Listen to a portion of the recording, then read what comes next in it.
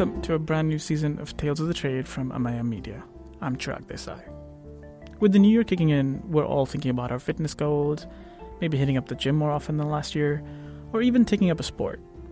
Nearly 2 decades ago, today's guest picked up the sport that would define him professionally, leading him to become UAE's Athlete of the Year in 2018, as awarded by His Highness Sheikh Mohammed bin Rashid Al Maktoum, the ruler of Dubai.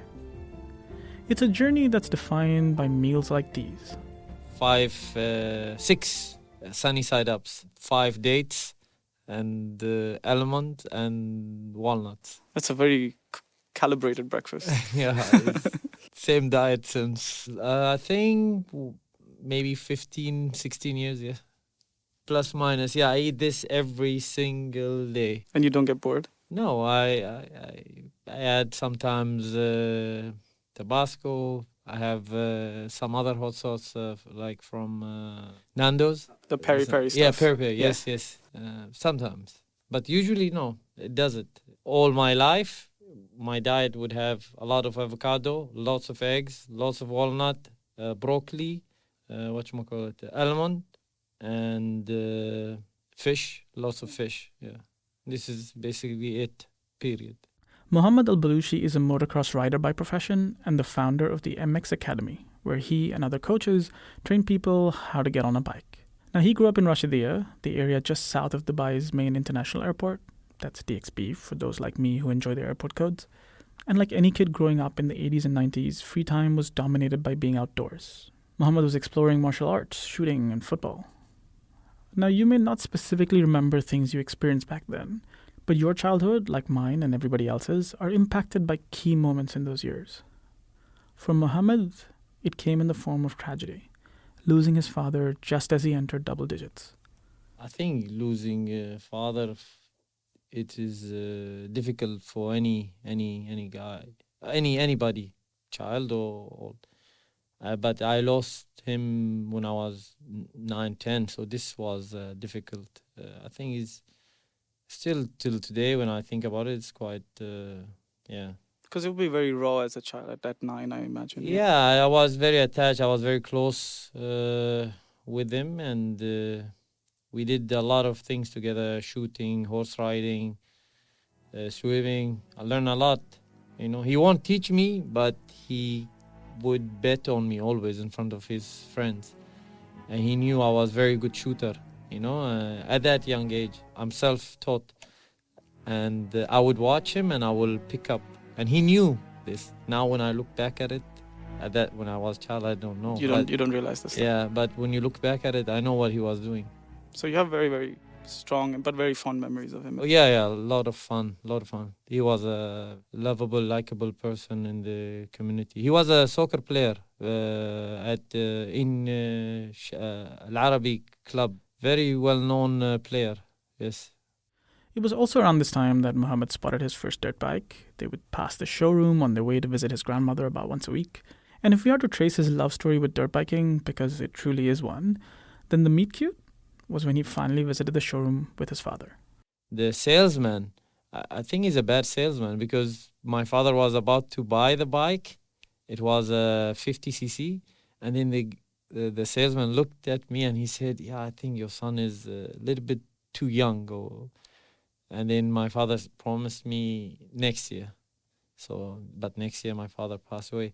From that time till I was 18, I would, whenever I see dirt bike, road bike never did it.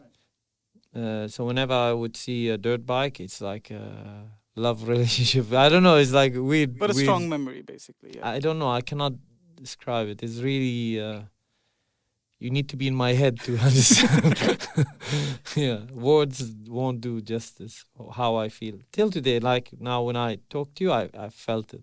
Unsurprising then that there's always remained this longing towards dirt biking. But it wasn't quite a love at first sight situation. In fact, Mohammed just wanted to try it out, much like any other sport he was playing in his childhood. You know, I was already playing martial arts. I was doing a little bit bodybuilding. At that age, I think everybody was, you know, watching Van Damme's movies, Bruce Lee's movies. So we were all hooked. And then I was like, okay, let me try it for 2 weeks. It was a spring break. and it's out of my system. It's like one thing less to do, you know. My personality is like this. If I pick up something, I become good at it. I leave it. I become bored with most of the things I've done in my life, like soccer, martial arts, bodybuilding, skydiving. I did a lot of sport. You know, nothing excites me like dirt bikes. Well, it's interesting considering, like, we opened with this conversation about how you're doing this diet for 16 years, but your personality is one that you generally get bored very easily. With the activities, yes. With the diet and exercise, I know is a must. There's no way around it. If I slack a little bit, I know I will pay on the weekend, race weekend. Do you ever look back and just wonder, like, if you had continued in a different sport, would that have been something? I think I would have been successful in any sport because I have the discipline. You know, with discipline and dedication, I think in any sport you can achieve. You know, I'm a very hard worker. Actually, I was more talented in martial arts, in other things, in soccer, in football, I mean. But with this, I had to learn the skill set and to become talented. But that came with a lot of injuries and hard work and dedication, you know, and a lot of sacrifices and many hours, many hours. Was it different compared to, let's say, different other sports that you were doing, or let's say martial arts? Like, did you feel a different connect? No, this is what I told my mom when I came back. I said, today I'm a pilot. Because when I was a kid, they would ask me, what do you want to become when you're older? This is what I thought I will always be, a pilot. And then I never got to that. And then when I rode a bike, hey, you take off, you fly, and you land. So it's like a pilot. And in French, they call a rider pilot. There is no sport like it in my understanding and in my experience, because it's very physical. Your heart is pumping one way, but you need to be focused, you know. And in the race, it depends what you're doing. Like, for example, me, I grew up racing Baja races, which is desert race. In that, you need to know how to read the desert and know where are the drop-offs and how to avoid dangerous places and how to tackle some dunes.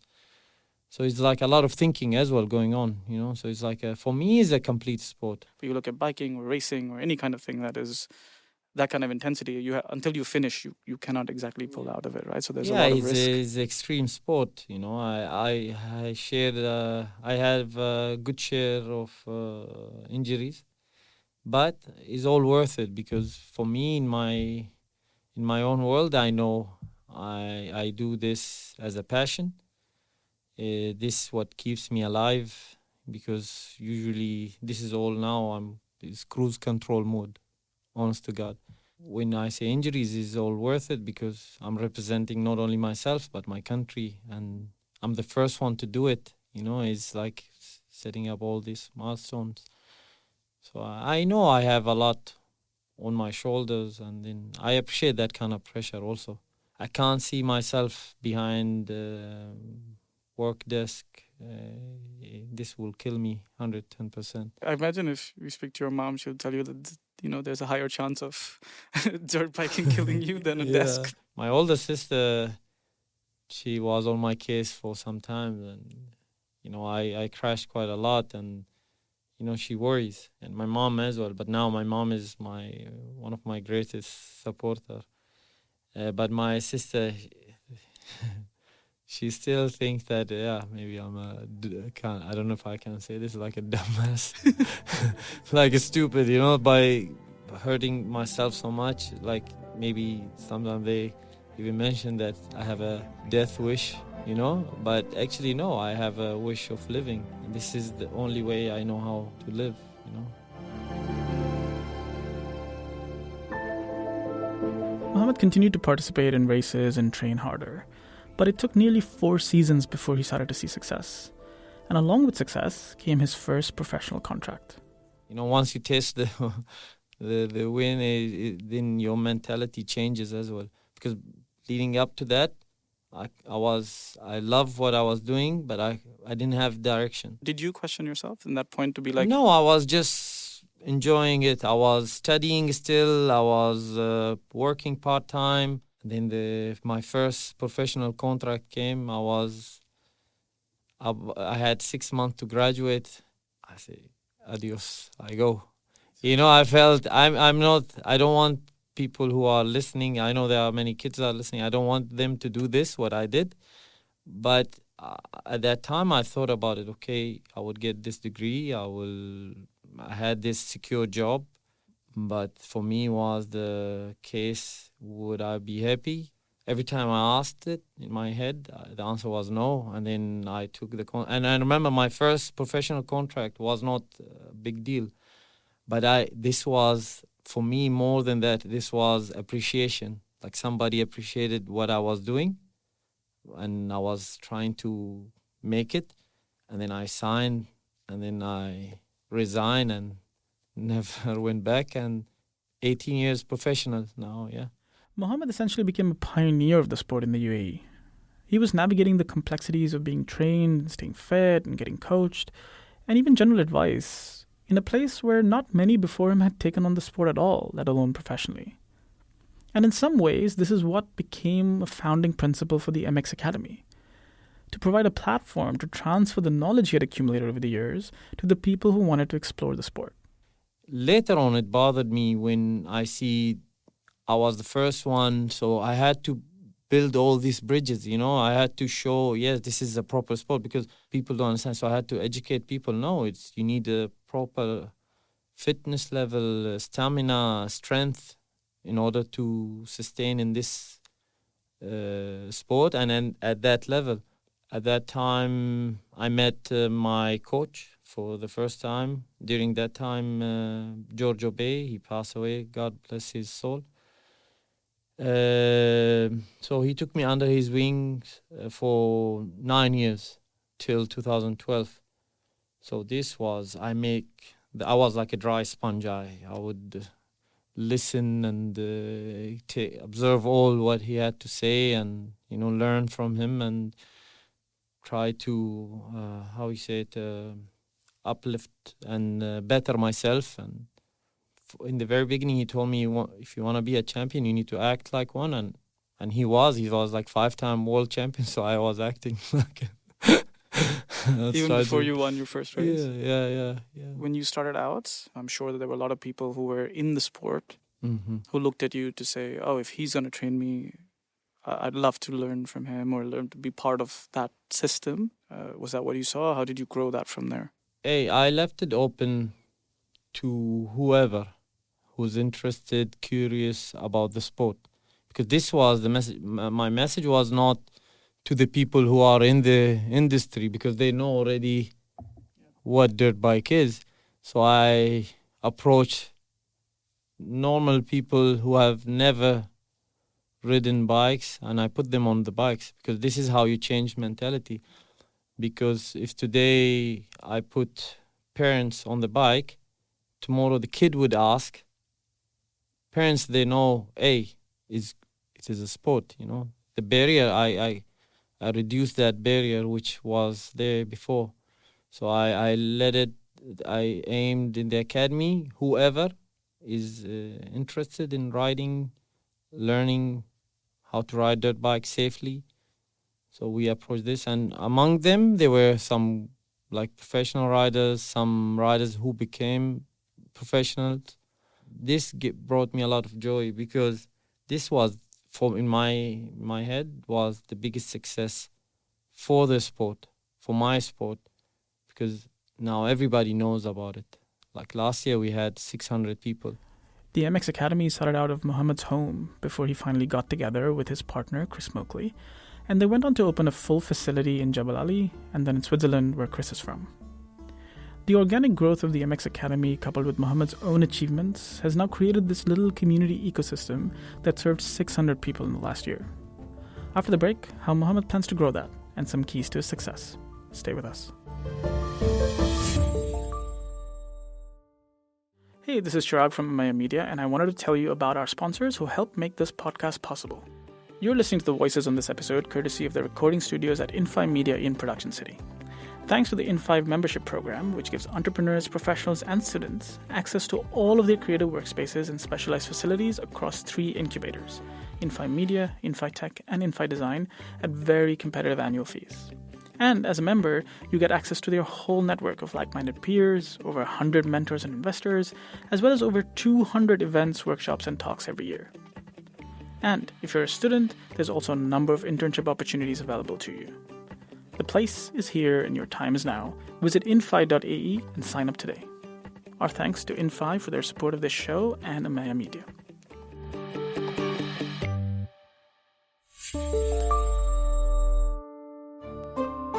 Welcome back. I'm Chirag and you're listening to Tales of the Trade from Amaya Media. Mohammed Al Balooshi's coaching career started almost by accident, and the establishment of the MX Academy actually came at a really tough time for him. As with many athletes, and actually with any professional, you reach this point in your career, a fork in the road of sorts, that makes you consider quitting something you once loved. When you feel that passion that drove you for so long is just not enough. And for an athlete, there's also the physical toll the sport takes on you. In 2013, I wanted to stop. My coach has passed away. 2012, I had no sense of direction. I gained weight. It was not good time. I didn't know what was going on with me. I was depressed, and till that point, I would call George, "Hey, coach, what we're doing today?" And he would tell me 1, 2, 3, and like this. I would live the moment only. No future plans, no retirement plans, no nothing. So here it hit me. I was still with a lot of sponsors, and then I was like, man, I'm not feeling it. I'm not performing. I'm overweight. I don't know if I can do this anymore. And then I was like, yeah, but I should not pull the plug in now because I don't know what the future holds. So I will ride it out. This is my mind, and I will start this academy, and I'll tell all the people, all the partners at that time, hey, I need a year, but I'm out. This is to the sponsors, you mean? Yeah, most of my sponsors at that time all were long term, So I started the academy and started teaching people. Every day I feel like, progress, this guy. And then I would hear myself coaching some students, but I would say what George used to tell me. So I kind of told myself as well. So it took me out of this bad situation I was in, somehow slowly, without even thinking, We've now transitioned from you remembering what your coach said and telling it to someone, because now you're training coaches. Yeah. Right? So that's a big change in terms of what you are doing. What was it like to hire your first coach? The first time it was just me and Chris. Then slowly the people they were under my wing at that time, that I was coaching in my racing team. And then I said, hey, you need to coach now to take some lift off me. He's like, it's payback time. You coach. Because they knew I've been coaching them. So my team actually, and they were 8 at that time, so they were coaching. And then we had a guy named Daniel Hutchinson from England. He was a coach. Now we have Michael Doherty, Joshua Berdorker. I'm so bad with pronouncing names. Dale Julian, Dean Julian, shout out to all the boys. I hope I'm not forgetting guys. Abdullah Shatti, Sultan Al Balooshi. It's big, yeah. We have guys. What we try to do always, what I try to do is get people involved. So, for example, if you come to the academy after X amount of hours, once you're good, you will be one of the coaches. It's important. I think this is what most of the community and society is missing, is the involvement within. This is important. You should allow the people to participate, to add value. For me, it's not only money. It's never was money. it will grow. If it grows, money comes. So for me, as long as you show me you're putting in positive energy, and I see it, and I know that positive energy would add value, money comes, I tell you, sure. But my aim is to change the thinking of people, and this is how it happens, you know. What started out as a retirement plan now became this platform for anyone amateur or professional who was looking to explore motocross. But beyond that, the MX Academy actually landed up creating the center of positive energy around Mohammed. So when the opportunity to race came up again, this time he was far more willing to consider it. My good friend Mahar Badri, he started his company called Sports 2. He told me, hey, you want to race World Championship? I say, no, man, I'm busy with the academy. I just started this. It's so nice. And I found my path. He said, no, come try it. I got you a bike. You do the round one. I say, man, I'm not ready. Because prior to that, I've raced Dakar. Was not successful because I was not in a good shape. And I totally blew it. In Qatar, again, I was given the same chance. Blew it again. So Mahar spoke to me. He said, we don't want any result. I said, you don't want any results? He said, yeah, we don't want any result. Just go represent UAE. I said, okay, cool. So I hit the gym and treadmill, weights, outside the gym, cycling.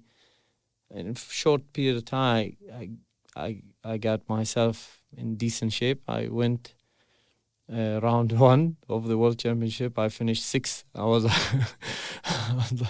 we both were shocked, and I was like, okay. And then from there, I never looked back at that point. But whenever we talk, like conversation like this, I know this was also a key point, the academy, the timing of it, you know.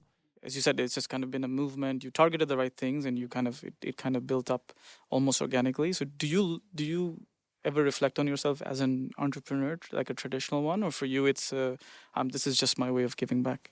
It's just my way of giving back, because before I started the academy, I was coaching for free. I didn't have academy. I was just helping whoever on the track asked me. I would help, give my advice free. And then my friend said, hey, why you don't charge people? You're good at it. And then from there came the idea of the academy. Once I found it, I knew we are going the right direction. But I never like said, hey, we need to do how much this costs, and if I spend this much, what will be the return?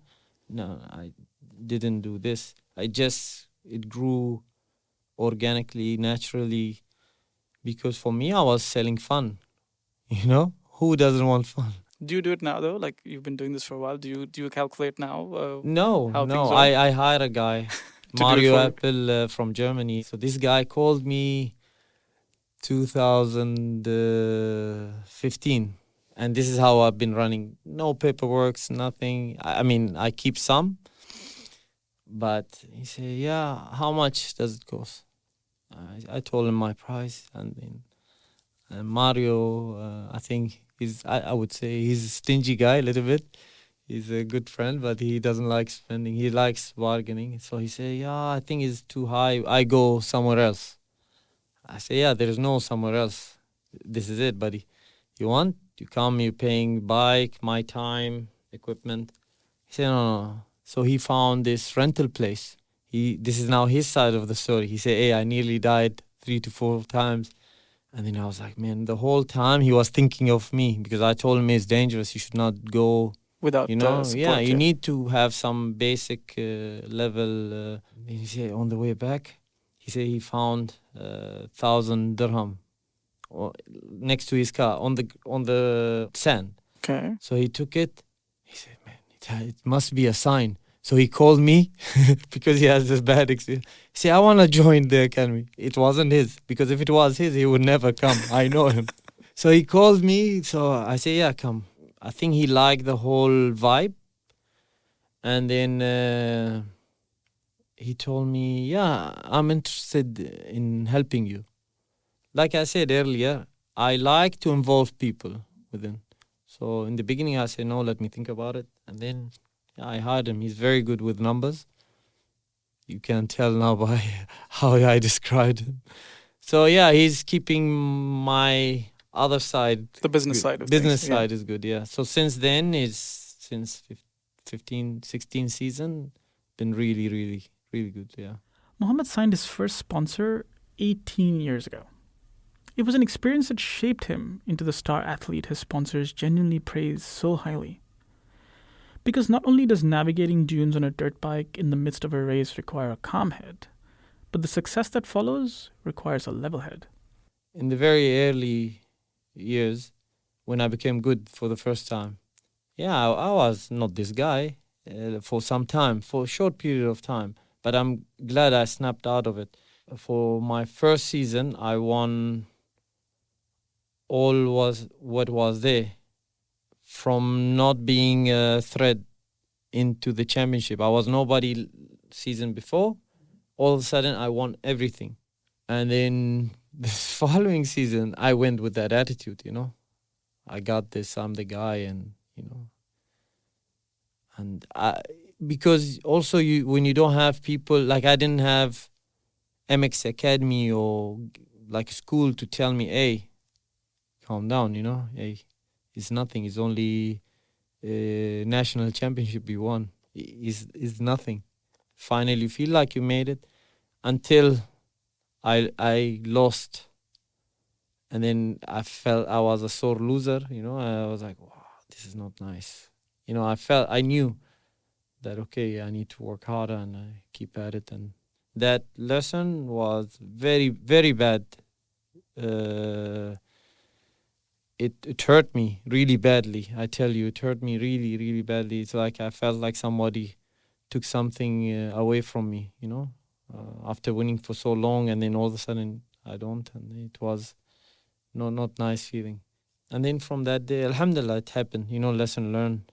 What Mohammed is an embodiment of what us as a brand are as well, which is essential. Jonathan Khanna is brand communications manager at GMC and Cadillac Middle East, one of Mohammed's sponsors. His constant strive to better himself and what he does for so many years and stay so focused embodies what we are as a brand. And that is so important. When we do tell that story, it tells it in an authentic way. The values we hold in the products we make and the brand and what we want to project, it makes it a lot easier. And so for us, it was a no-brainer from the very beginning of having Mohammed on board. And this year has just proven that, and how we've been able to support him has been a privilege for us to see him win race after race. Those victories are for him and for us at the same time. And we are more than happy to support such a person who continues to wave that flag. You need to stay focused. You need to do it for the right reason. I promise you, like the business, money, sponsorship, all comes. As a rider, stay focused on riding, how to improve yourself as a rider, how to improve yourself outside of riding as a human, And then everybody comes. Once Jojobe said, for a rider, to be a good rider is one thing, but to be a good human is more important, right? Because, like I say, we ride sunrise to sunset. Hey, after that, what? We can get very quickly big-headed. Very quickly. Small things, huh? Yeah. In the gym, you lift today 5 pounds more than yesterday. Hey, you are the King Kong. It's important to celebrate at that moment. This is how I learned, and I keep telling myself always. So because I think everything happens for a reason. When you look back, especially. Today, if I didn't ride dirt bike, I won't be sitting here, right? Yeah, who am I to you? Normal guy. Yeah, so everything happens for a reason. Everybody here is because I threw my leg on a dirt bike. So you mentioned your mom as being someone that initially was kind of wondering what all this is about. But you mentioned she's one of your biggest supporters now. As any mom, she is very supportive and loving with what I do. But sometimes you feel like, I could have picked up a better different path to make her more happy. But I tell you a funny story. She stopped telling me, hey, stop it, until when you'll do it, like 15 years ago, 14 years ago. She will show me always that she's proud whenever I come back winning, and whenever I walk in, sometime my aunties will be in their home and she will tape some of my interviews or some of the races or the newspaper, or her friends will be there, so she's bragging about her son. But I felt still there was a small thing missing, you know, like it didn't bother me, but I always made me think, hey man, that pilot would have made her really happy, you know. And then until one day she called me, she was crying, and she said, I'm very proud of you.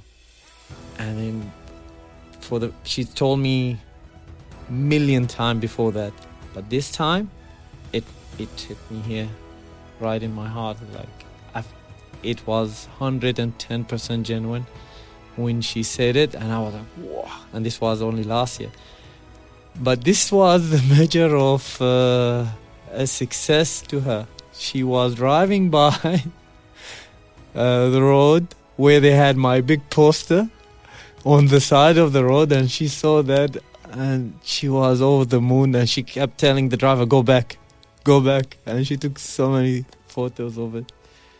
And I was like, only if I knew I can buy this, you know, you can buy. Only if I knew this would make. But no, really, you know, I was so happy when she was like this, and like I was like, okay, I know I got her like 110% now, her approval, and this is a good feeling, you know. I'm, you know, she raised us as a single mom, and it is not easy job, you know, and you know, we had 2 boys, 2 girls, and she did really amazing job. That's why for me, my mission in life to make her happy as much as possible. I know I'm not their mom usually, and to my sisters as well. I see my brother a lot because he trains with me. But because of the way of life, you come back home really drained. I really want to make these 3 ladies super happy, because they are nothing but backbone of mine, you know. Who will deal with a crazy person like me all these years in this sport, and I love them to death, and shout out to them, yes.